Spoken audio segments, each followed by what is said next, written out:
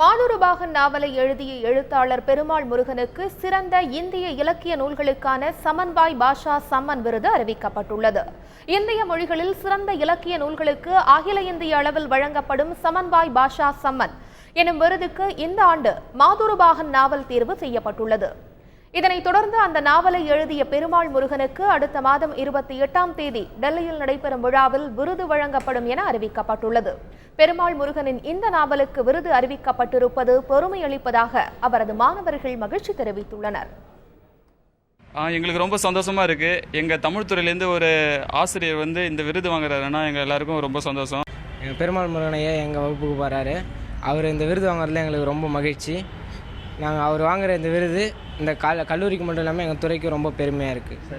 அவர் எங்கள் கல்லூரிக்கு வந்திருக்கு, அவர் பெருமையாக நினைக்கிறாரான்னு தெரியல. ஆனால் நாங்கள் ரொம்ப பெருமையாக நினைக்கிறோம். எங்கள் பெருமாள் முருகன் ஐயாவுக்கு டெல்லியில் விருது கிடைக்குதுன்னு நினைக்கும் போது ரொம்ப சந்தோஷமாக இருக்குது.